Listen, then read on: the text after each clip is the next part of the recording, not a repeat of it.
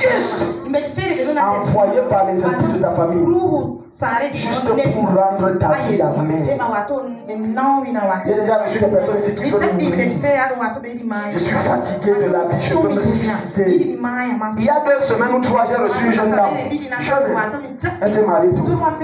Elle a dit, pasteur, moi je veux divorcer. J'ai dit, pourquoi tu veux divorcer?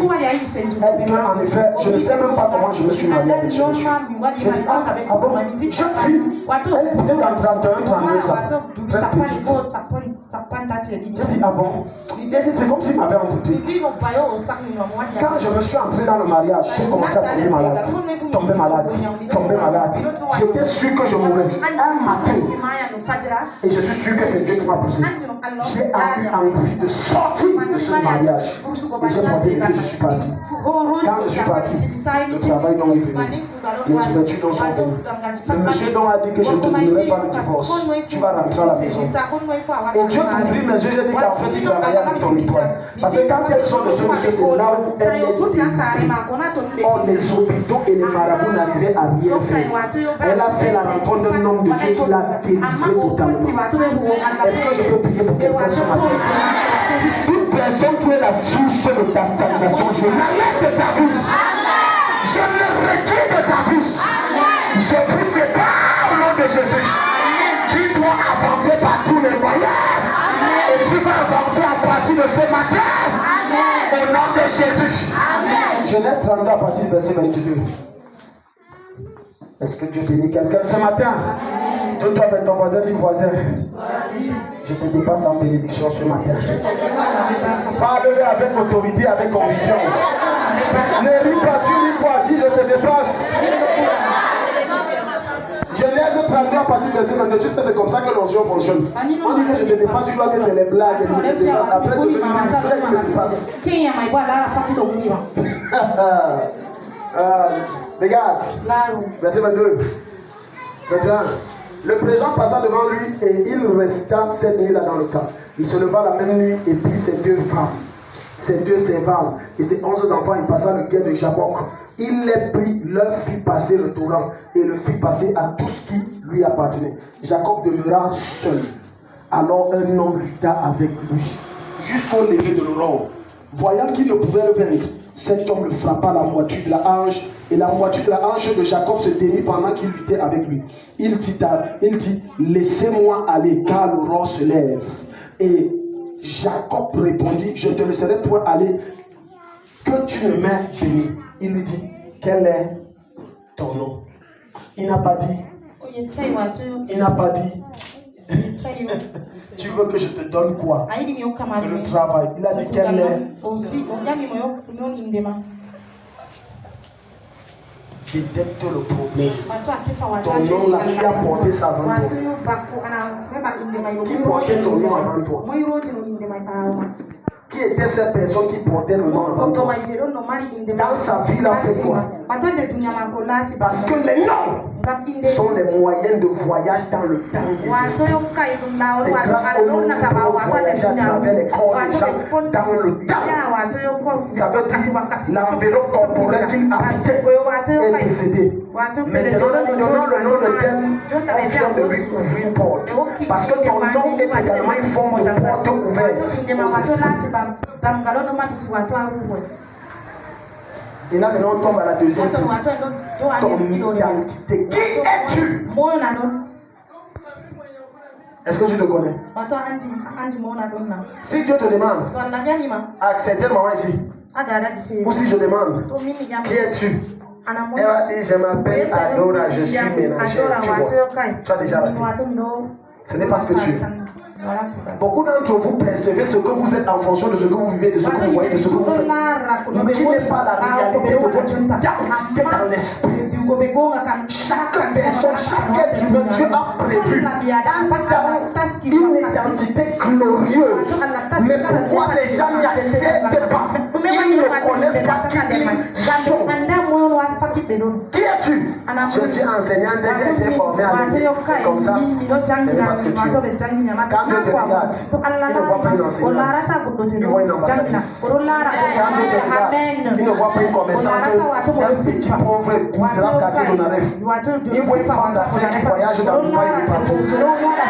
Ce que tu es, ce que tu connais de toi que tu es, détermine la grandeur et la force de la foi que tu auras.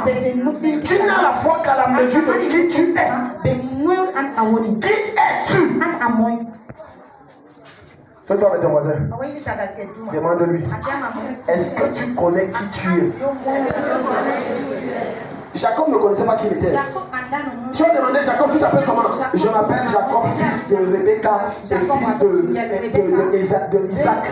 Je suis né le tam, j'ai trompé mon frère, j'ai volé. Tu as dit, l'enfant aussi, ce n'est pas ça, ce n'est pas ça. Tu as raté, ce n'est pas ça. C'est quel autre vous ici? Si on demande qui tu es, je suis Madame Bakop Vanessa, je suis infirmière. Oh, non, ce n'est pas ça. Quand tu connais qui tu es, tu n'as pas peur des défis. Les défis, tu ne les fuis pas, tu les affrontes. Lorsque David a vu Goliath, les gens avaient peur de Goliath parce qu'ils ne connaissaient pas qui ils étaient. Mais David savait dans le secret de Dieu qu'il était un tueur de Goliath, un tueur de géants, un chasseur de géants. Dans les problèmes où les autres fuyaient, David ne fuyait pas, il courait vers le problème. Je vois quelqu'un affronter les géants de sa famille ici. Je vois quelqu'un revivre les problèmes de sa famille ici. Si c'est de toi que je parle, dis Amen. Si c'est ta prophétie, dis c'est moi. Est-ce que tu connais qui tu es? Jacob devait rencontrer son frère Esaü. Duquel il a volé une bénédiction, ça fait plus de 20 ans, 50 ans, 40 ans. Maintenant, il savait que dès que je vais le voir, je vais mourir. Il a eu la bonne pensée d'entrer dans le lieu secret de Dieu et de chercher sa face.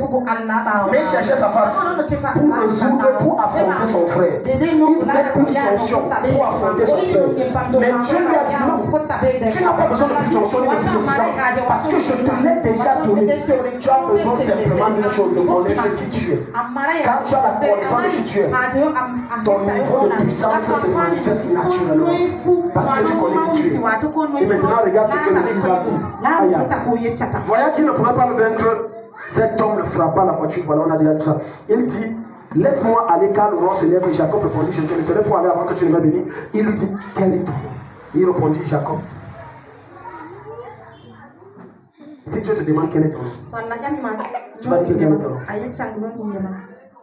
Je m'appelle Bressa. Ce n'est pas ton nom. Qui es-tu? Maintenant regarde. L'ange dit, ton nom ne sera plus Jacob. Il me dit un voleur, un escroc, un malheureux. Il fuit en frappant les autres. Ce n'est pas un bon nom. C'est une identité que la terre et les hommes inconscients de l'éternité dans lequel je t'ai conçu t'a donné pour limiter ta manifestation. L'ignorant de ton identité limite ta manifestation. Ça limite. Ça limite. Quand tu connais qui tu es, aucune situation de la vie ne vole ta joie et ta paix.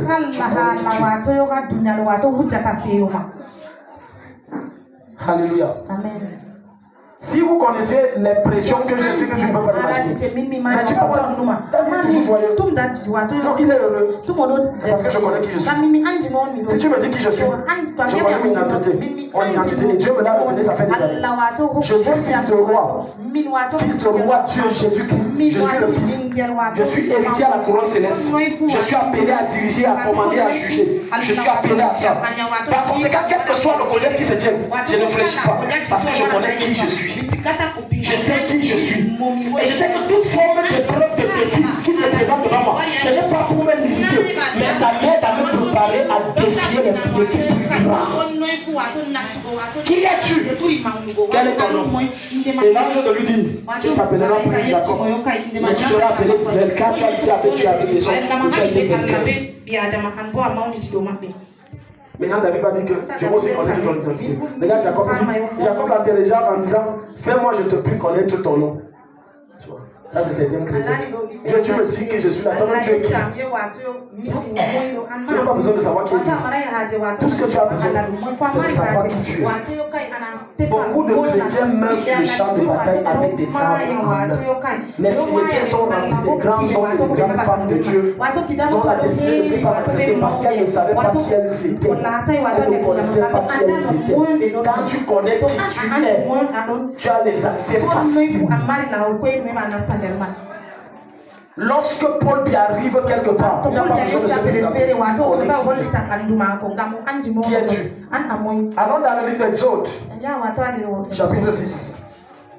Dis à ton voisin, est-ce que c'est pas de toi qu'on parle? Dis à ton voisin, c'est à toi qu'on parle ou c'est à ton voisin? Quelqu'un dit c'est à moi. Exode chapitre 3, le verset 9. Qui es-tu? Je prie pour quelqu'un ce matin que Dieu se révèle qui tu es. Pendant cette nuit, tu vas dormir, Dieu va te révéler qui tu es. Au nom de Jésus-Christ. Tout rêve que tu vas faire, ne dis pas que ce n'est pas moi, c'est quelqu'un qui dit c'est toi qui le questionne. Et je déclare que ça va devenir réel au nom de Jésus. Je vais te parler d'un mystère. Merci Saint-Esprit de m'avoir rappelé cela. Dieu m'avait d'abord éclairé sur ça. Il y a des gens qui te combattent et te font la guerre parce qu'ils te connaissent. Ils connaissent réellement qui tu es. Mais toi, comme tu ne connais pas qui tu es, tu vas dire, je lui ai fait quoi? Pourquoi me détester comme ça partout que je pars? C'est parce que tu ne connais pas qui tu es. Et ils ont vu ton étoile. Les rois marchent avec l'étoile de Jésus. Et ils ont dit, voici le roi des Juifs. C'est un homme qui a dit, c'est Satan qui s'est révélé à eux. Le roi des Juifs vient de naître. Mais les deux parents de Jésus qui a accouché Jésus ne connaissaient pas qui était Jésus. La preuve, c'est qu'elle a commencé à grandir. Son père Chapaté Joseph, dans la chair, a dit viens, je te fonds, comme ça tu vas me remplacer quand je vais venir. C'est pour ça que tu vas voir beaucoup de parents, au lieu de chercher quelle est l'identité de leur enfant, devant la face de Dieu, ils disent que voilà celui qui va faire ce que je vais faire quand je vais venir. Mon vieux pousse, il va aussi gérer ça. Est-ce que Dieu parle à quelqu'un ce matin? Qui es-tu? Les gens voient ce que tu ne vois pas. Maintenant, je vais te révéler autre chose. Voilà pourquoi on ne s'associe pas aux gens par affinité. On ne s'associe pas aux gens parce qu'on est du même village. On ne s'associe pas aux gens parce qu'on a le même cas. On ne s'associe pas aux gens parce qu'on a la même race. On s'associe aux gens par révélation. Maintenant, voilà cette jeune fille qui est née dans une famille chrétienne, craignant Dieu, marchant avec Dieu. Toute sa vie, on ne l'a enseigné qu'une chose, Jésus-Christ. Et elle fonctionnait, marchait selon les plans et les projets de Jésus-Christ. Et Satan, ayant vu l'étoile de cette jeune fille, a dit comme Dieu t'appelle à des grandes choses, je vais utiliser un maillon faible qui va venir comme si l'enfant de Dieu. Quand tu vas l'épouser, tu vas lui donner. Maintenant, le gars est venu, je suis un frère, je suis ceci. Et c'est Satan qui l'a envoyé. Même le gars n'est pas conscient puisque c'est le diable qui l'utilise. Et elle est en train de se marier, son étoile s'est éteinte. Tout le job de ce monsieur, c'est veiller à ce que c'est qu'elle est depuis l'éternité, il se manifeste jamais. Depuis l'éternité, c'est ça. Jusqu'à elle, Satan s'est éteint. Or, quand elle se regarde, il y a du potentiel. Mais quand elle voit sa vie, ça avance. Et je prie pour toi. Pendant que ta main est tendue vers moi, je prie pour toi. Amen. Toute erreur du diable dans ta vie est corrigée maintenant. Amen. Toute erreur du diable dans ta vie est corrigée maintenant. Amen. Toi qui es marié, dont ton mari te combat, il devient ton aide de destinée. Amen. J'enlève l'esprit du diable qui le contient, il devient ton facilitateur. Au nom de Jésus. Amen. À compter de ce jour, au lieu de te combattre, il va commencer à parler ton langage. Amen. À te supporter, à te soutenir. Amen. Chérie, tu me parlais de tel projet. Tu as dit que c'est combien? 500 000, je donne 1 million. Amen. Si c'est de toi que je parle, je te dis Amen. Amen. Ton identité.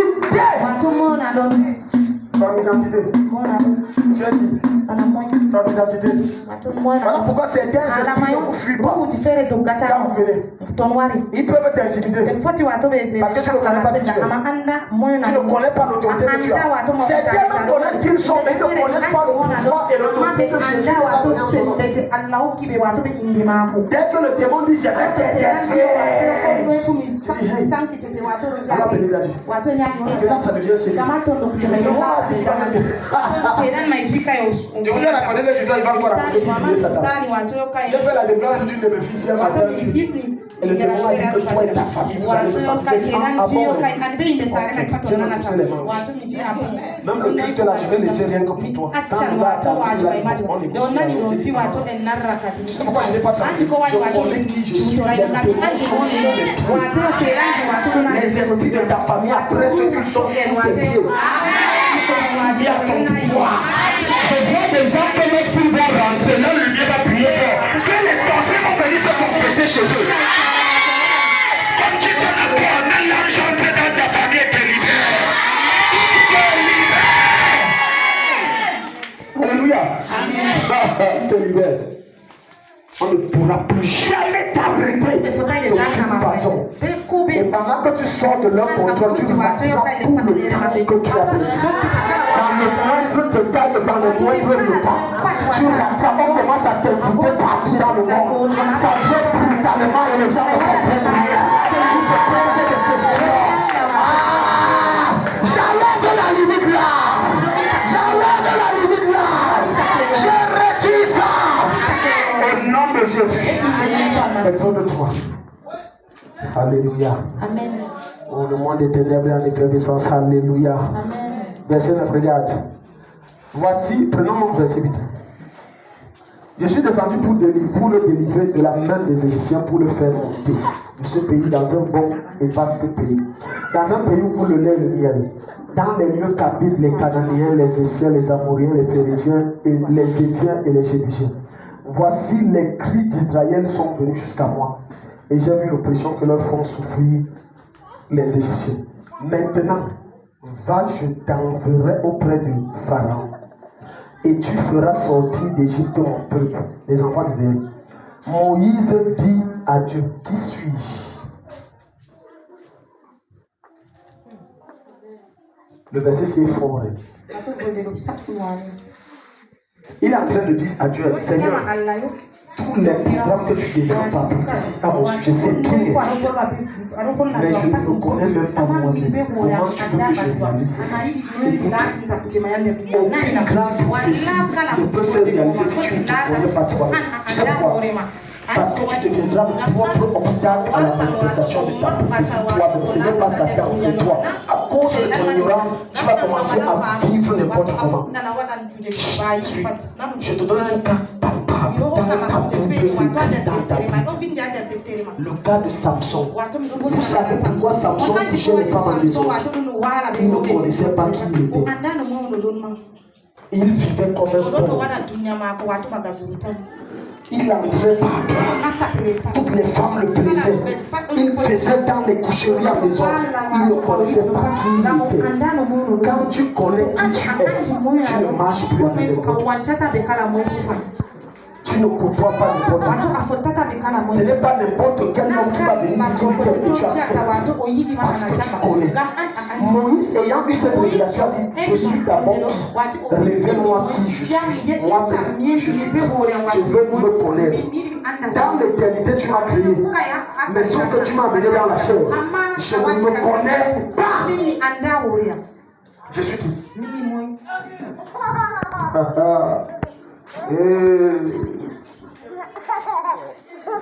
Pour aller vers Pharaon et pour faire sortir d'Égypte les enfants d'Israël. Verset 12. Dieu dit, je serai avec toi et ceci sera pour toi le signe que c'est moi qui t'envoie.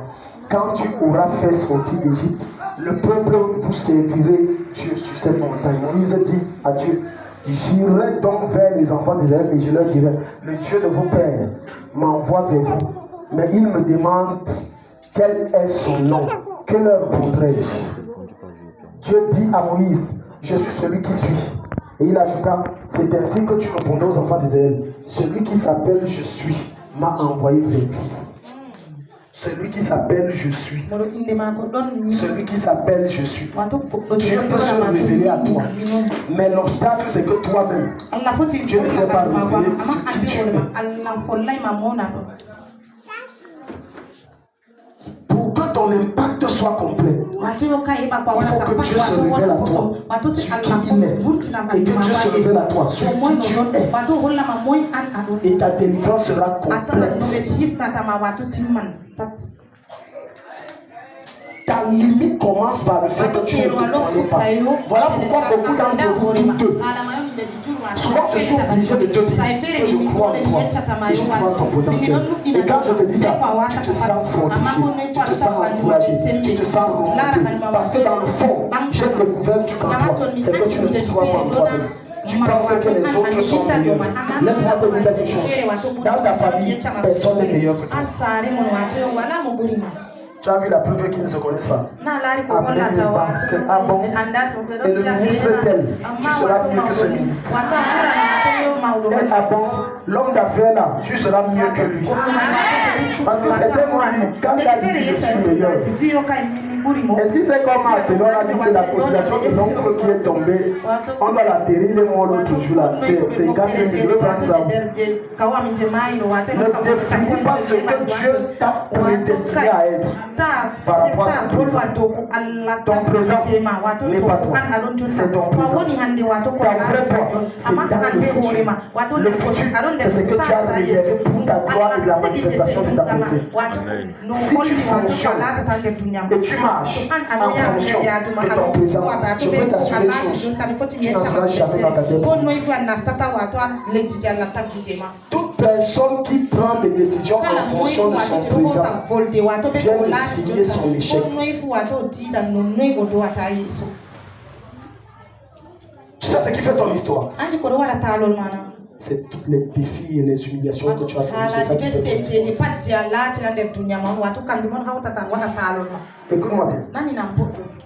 Si quelqu'un s'est levé un jour et te racontait son histoire et te disait, non, moi je suis une fille, mon père était gouverneur, ma mère était sénatrice, voilà, je suis né au centre hospitalier régional de Gaoundéré, oui, et j'ai fait l'école Les Dauphins, et puis je me suis retrouvé au Pentado après et Einstein, et tu vois les gros mots qui coûtent cher. Et après la bombe envoyée en Amérique, je suis revenu maintenant, je suis conseiller du président. Je peux t'assurer une chose, ça ne touche personne. Ça n'affecte personne. Je te dis devant Jésus, ça ne change personne.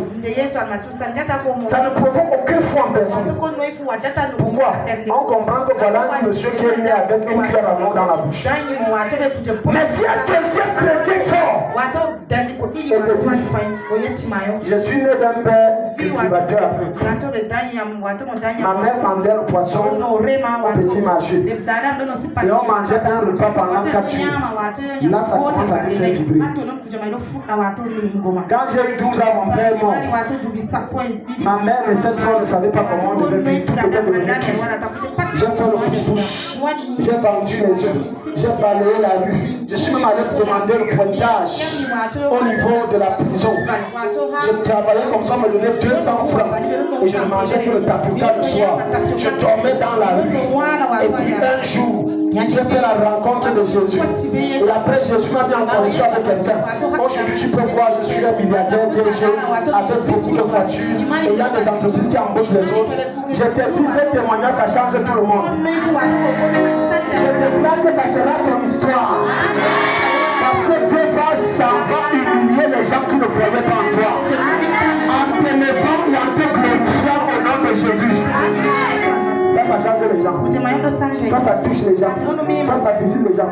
Beaucoup d'entre vous ne savez pas que avant que je commence le ministère, j'ai tellement souffert que je ne partageais encore avec mon fils.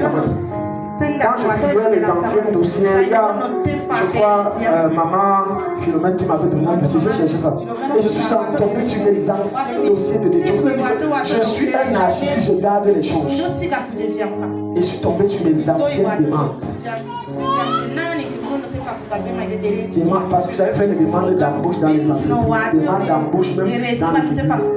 Et je suis tombé sur une demande d'embauche parmi celles de l'église. J'ai écrit là-bas.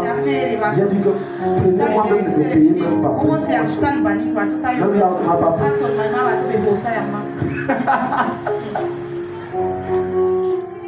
Dieu voulait veiller à ce que je traverse ce désert seul et que je n'ai personne pour me soutenir.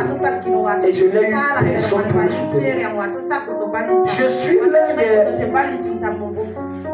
l'un des hommes de Dieu qui a subi de rejet, mais surtout dont les personnes n'ont pas pu.